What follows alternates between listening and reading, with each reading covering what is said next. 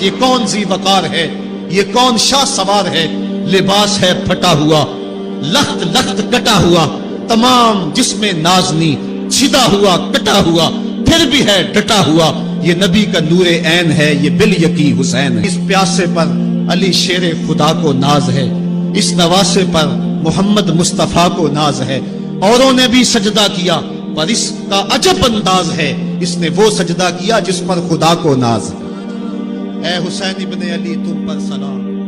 واقعہ کربلا تاریخ کا دردناک واقعہ ہے۔ یہ اقتدار کی جنگ نہیں تھی، اقدار کی جنگ تھی۔ دو شخصیتوں کی لڑائی نہیں تھی، دو نظریات کا ٹکراؤ تھا۔ یہ حق اور باطل کا معرکہ تھا۔ یزید ظلم کا استعارہ ہے، حسین ابن علی امن کی علامت ہے۔ یزید جبر کا پتلا ہے، حسین صبر کا پیکر ہے۔ یزید اپنی بدطینت فطرت اور اپنی طبع ناہموار کے باعث دنیا پر ذلت و رسوائی، ظلم، جبر، جور و زیادتی کی علامت بن کے ابھرا، اور حسین ابن علی رضی اللہ تعالی عنہ حق و صداقت کا نشان بن کے ابھرا۔ کربلا کے تپتے ہوئے ریگزار میں حسینی اور یزیدی دو کردار سامنے آتے ہیں۔ اقبال نے کہا تھا، موسیٰ و فرعون و شبیر و یزید، ایند و قوت از حیات آید پدید، زندہ حق از قوت شبیری است، باطل آخر داغ حسرت میری است، سرخ رو عشق غیور از خون او، شوخی ای مصرع از مضمون او، تا قیامت قطع استبداد کر، موج خون او چمن ایجاد کر۔ یزید بہدل کی بیٹی محسون کا ناپاک بیٹا تھا، اور حسین محمد عربی کی بیٹی فاطمہ کا شہزادہ تھا۔ یزید دمشق کے اطراف میں سرجون اور جریر، اختل جیسے اوباشوں کے جھرمٹ میں پل کے جوان ہوا۔ حسین کے گھر کا دروازہ مسجد نبوی کے اندر کھلتا تھا۔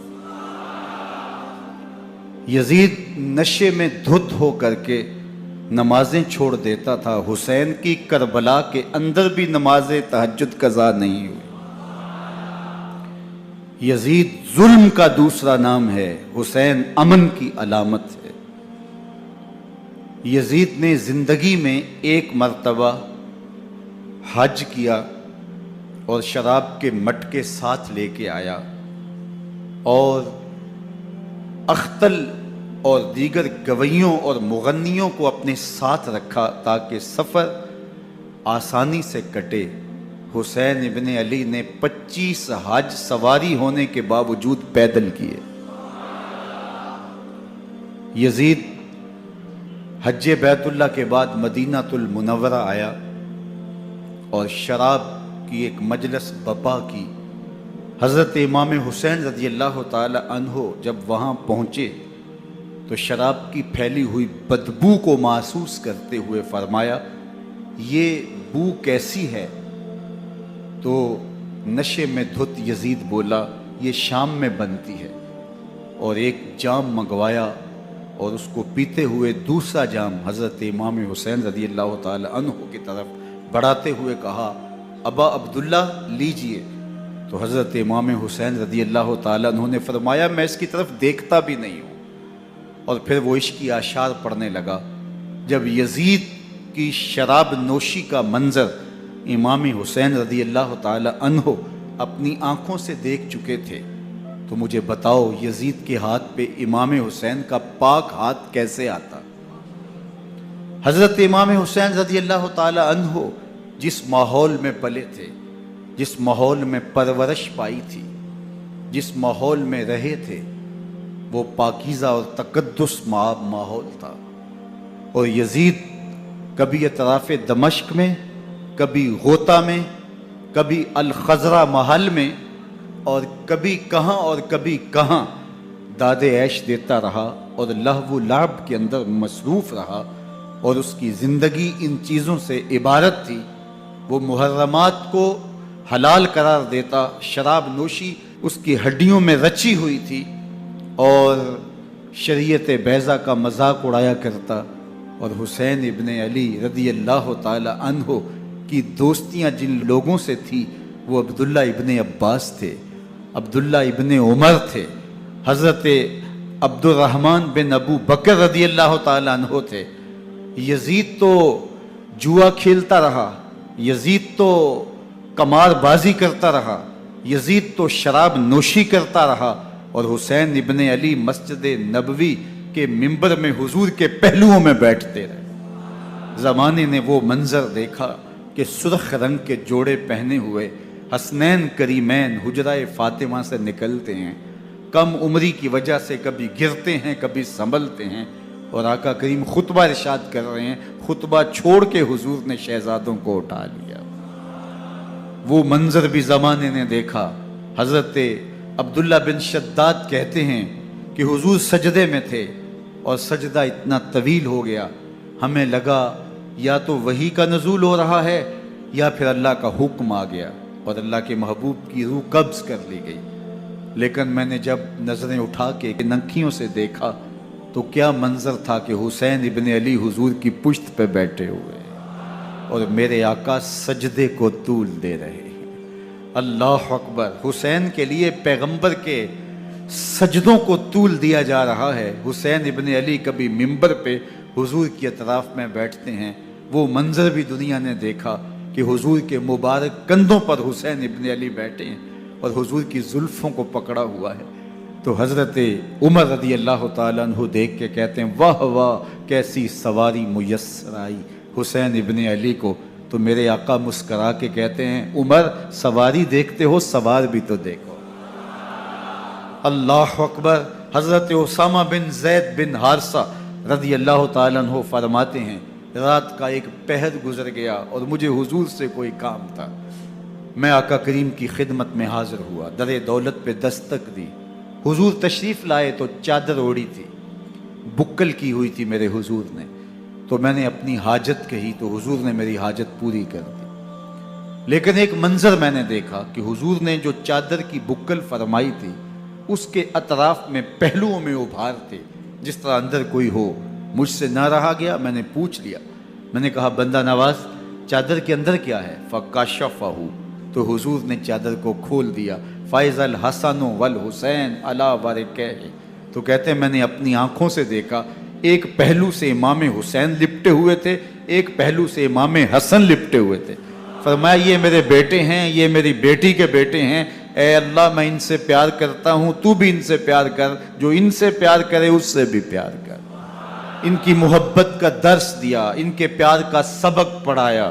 کہا ان سے پیار کرنے والا میرے سے پیار کرنے والا ہے، ان سے بغض رکھنے والا میرے سے بغض رکھنے والا ہے. ان کی تکلیف حضور کو بے چین کر دیتی تھی. حضرت سیدہ فاطمہ الزہرا رضی اللہ تعالی عنہ کے گھر کے قریب سے گزرے تو حضرت امام حسین کے رونے کی آواز آ رہی تھی. تو آقا کریم علیہ السلام نے فرمایا کہ فاطمہ حسین کو چپ کرواؤ. اللہ تعالیٰ انا بقاءہ یوزینی. تو جانتی نہیں حسین کا رونا مجھے دکھ دیتا ہے. حسین ابن علی کو حضور رونے نہیں دیتے تھے، ان کو دکھی نہیں ہونے دیتے تھے، کیونکہ رسول اللہ صلی اللہ علیہ وسلم جانتے تھے کہ یہ کتنے دکھ سہے گا، کتنی تکلیفوں سے گزرے گا اور کتنے مصائب سہے گا. زمانے نے وہ گھڑیاں بھی دیکھی کہ حضرت حذیفہ بن یمان رضی اللہ تعالیٰ عنہ فرماتے ہیں کہ میں حضور کی خدمت میں نماز مغرب کی ادائیگی کے لیے حاضر ہوا، اور میں نے یہ اجازت خاص طور پہ اپنی ماں سے اس شرط پہ لی تھی کہ امی آپ مجھے اجازت دیں، میں حضور کی خدمت میں حاضر ہوتا ہوں، مغرب کی نماز بھی ادا کروں گا اور پھر حضور سے عرض کروں گا حضور میرے لیے اور میری ماں کے لیے بخشش کی دعا کر دیجیے۔ ماں نے اس شرط پہ اجازت دے دی اور میں حضور کی خدمت میں آ گیا، نماز مغرب ادا کی، سلام پھرا تو میرے دل میں آرزو تھی میں حضور سے عرض کروں حضور میرے لیے اور میری ماں کے لیے مغفرت کی بخشش کی دعا کر دیں، لیکن حضور عبادات میں، ذکر میں، نوافل میں ایسے مشغول ہوئے کہ میں آرزو رکھنے کے باوجود بھی عرض نہ کر سکا۔ خیر نماز عشاء کا وقت ہوا، اذان پکاری گئی، حضور مصلی پہ آئے، نماز پڑھی، سلام پھرا تو میرے دل میں پھر خیال آیا کہ ماں سے ایک نماز کی چھٹی لی تھی، نمازیں بھی 2 ہو گئیں، ماں نے جاتے پوچھنا ہے حضور سے میرے لیے اور اپنے لیے مغفرت کی بخشش کی دعا کروائی تھی تو کیا جواب دوں گا؟ اور حضور اٹھے اور کاشانہ اقدس کی طرف چل دیے۔ اب میرے دل میں یہ خیال رہ کے آ رہا تھا کہ ماں کو کیا جواب دوں گا، میں تو حضور سے بخشش و مغفرت کی دعا کروا ہی نہیں سکا۔ جب حضور چل پڑے تو غیر ارادی طور پہ میں بھی حضور کے پیچھے چل پڑا، چلنے میں تھوڑی سی رفتار تیز ہو گئی جس سے قدموں کی آہٹ پیدا ہوئی، تو جب آواز پیدا ہوئی تو حضور نے رخ پھیرے بغیر فرمایا من ھذا، میرے پیچھے پیچھے کون آ رہا ہے؟ پھر خود ہی کہا حذیفہ تو نہیں؟ تو میرا دل دھڑک رہا تھا، قل تو نعم، میں نے کہا جی حضور میں حذیفہ ہوں۔ فرمایا ما حاجتوں کا غفر اللہ لکا ولأمک، کیا کام ہے اللہ تجھے بھی بخش دے تیری ماں کو بھی بخش دے۔ اب جو کام تھا وہ جنبش لب سے پہلے ہی ہو گیا، یہاں تو لفظوں کا سہارا بھی نہیں لینا پڑتا، وہ بند لبوں کی بولیاں بھی سنتے ہیں۔ اقبال بولا ہے فروغت صبح آثار و دہور، چشم تو بی نندائے ما فی الصدور۔